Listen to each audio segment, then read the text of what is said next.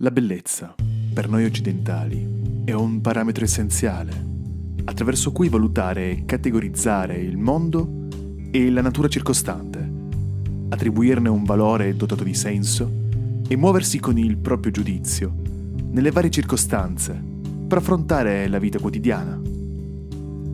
Basti pensare alle radici del nostro pensiero, nel grembo radioso dell'Europa, che nell'antichità si rese terreno fertile, a partire proprio dalla Grecia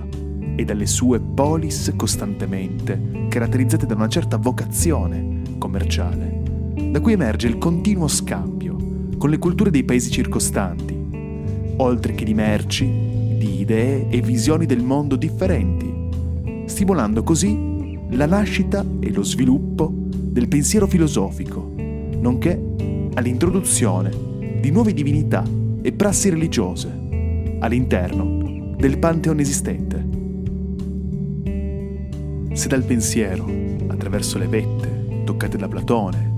è giunto a noi un senso della bellezza che, sfiorando i corpi e le cose del mondo, arriva fino a sintetizzarsi in modo essenziale come attributo dell'essere in genere, passando attraverso la mediazione della speculazione scolastica medievale, in cui la bellezza si vede integrata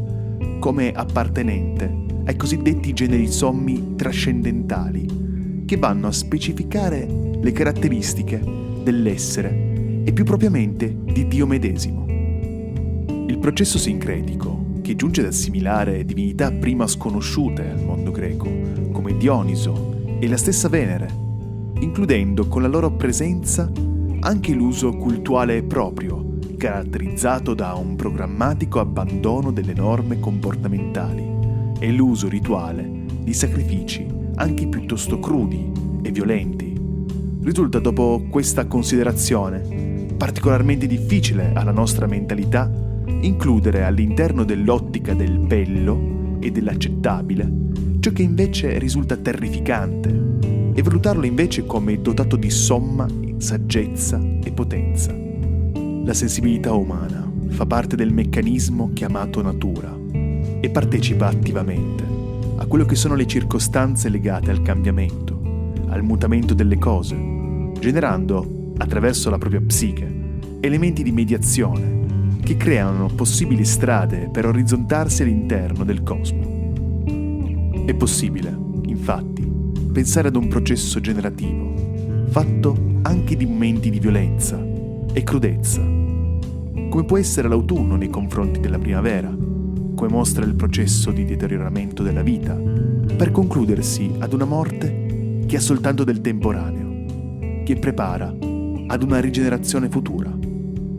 Processi resi formali e ritualizzati al fine di rendere l'uomo partecipe dei ritmi naturali del cosmo e di ripresentarli vividamente all'interno delle dinamiche sociali, dal macrocosmo universale al microcosmo umano, pur mostrando spesso momenti in cui il sacrificio diventa violento e sanguinoso, momenti in cui ogni norma morale viene contorta e ripiegata su se stessa. Tutto questo viene generalmente visto come un atto naturale, soprattutto bello. Elementi architettonici e dotati di ordine vengono espressi all'interno di ogni forma di organizzazione umana, assieme ad elementi altrettanto caotici e tendenti ad una dissoluzione di tale ordine, all'interno di un dipinto realistico che vuole mostrarsi come equilibrio degli opposti. Da quel che si può evincere da ciò, la visione della bellezza prende spesso le distanze da ciò che può apparire come piacevole, per venire invece implicato all'interno di una dimensione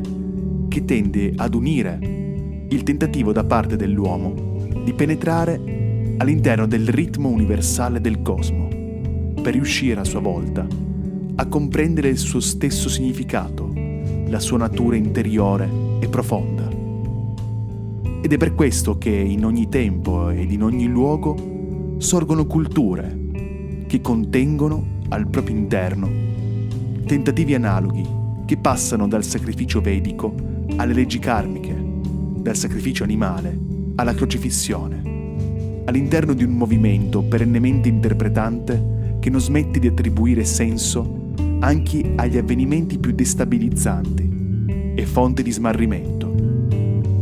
Lo stesso Al-Hallaj, durante la sua crocifissione, dopo un processo sommario, dopo essere stato imputato colpevole di blasfemia ed eresia, ha definito il suo martirio il senso stesso dell'amore, così come viene riportato dal mistico sufi Adin Attar, che partecipò alla sua esecuzione, lasciando trapelare una bellezza implicita all'interno di un contesto tanto drammatico, così come il martirio di Cristo, pur nella sua violenza e crudeltà, è posto come evento fondamentale per la cristianità, dotato di eccelsa bellezza in quanto origine della salvezza per ogni uomo che crede nel suo messaggio. Le stesse divinità erate all'interno del pantheon indù e buddista, pur mostrandosi in tutta la loro potenza terrifica e brutale, ornati di teschi e spesso accompagnati da teste mozzate e grondanti di sangue, denti fuoriuscenti e espressioni minacciose,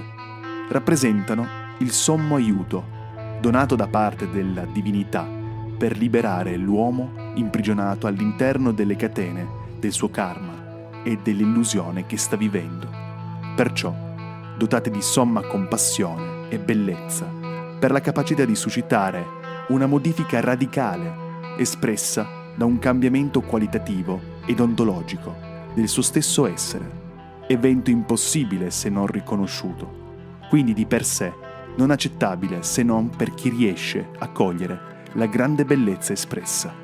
Un'idea di bellezza, quindi, che tende a sfidare apertamente ciò che è apparente e che appartiene al campo dell'utile o del piacevole effimero, puntando piuttosto a penetrare la scorza delle viscere dell'uomo, per giungere ad una bellezza priva di riferimento ad oggetto alcuno, ma che sola mette in crisi tutti i tentativi di oggettivarla. Una bellezza che libera da tutti i costrutti che tendono a categorizzare la vitalità espressa dalla vita. Il movimento compiuto dall'inizio di questo video mostra, piuttosto che una delucidazione di qualcosa, uno spostamento che va ad un grado di profondità sempre più pregnante e ricco, da una indicazione ad una implicazione, da un movimento esteriore fatto di sacrifici e rituali atti a ricercare quella bellezza all'esterno di sé, ad una progressiva interiorizzazione che non svaluta l'esteriorità, ma la rivaluta nella sua implicazione con l'interiorità stessa, all'interno di un rapporto che tende ad unificare l'oggetto con il suo soggetto ed attribuire a questo rapporto una bellezza primordiale che è possibile definirla mistica. Svanendo il tentativo di controllo sulla realtà attraverso il sacrificio vedico, che non viene disperso, ma interiorizzato, l'uomo scopre e comprende se stesso e attraverso sé riesce a comprendere la realtà circostante. Dopotutto,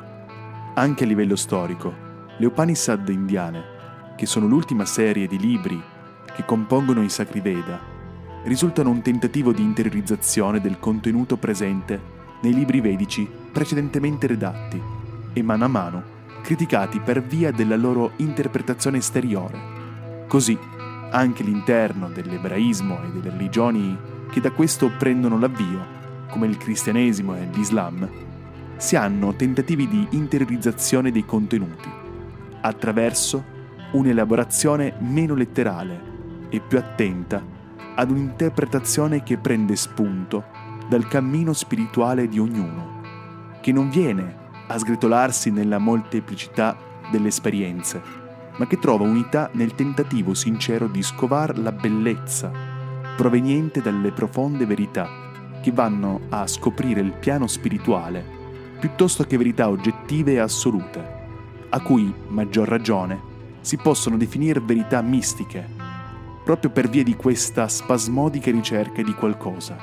che sta tanto al senso quanto alla ragione, tanto al corporale quanto al mentale, riunendo a sé le contraddizioni all'interno della matrice unica della ricerca della bellezza. La ricerca del bello, il tentativo sensibile da parte dell'uomo di captare, percepire e comprendere con tutte le sue forze ciò che lo riempie sopra ogni limitazione fisica e mentale, risulta essere lo stimolo che dà inizio ad un pensiero filosofico, che dà avvio al tentativo di implicare il termine della vita, la morte, all'interno della vita medesima e di slanciarsi,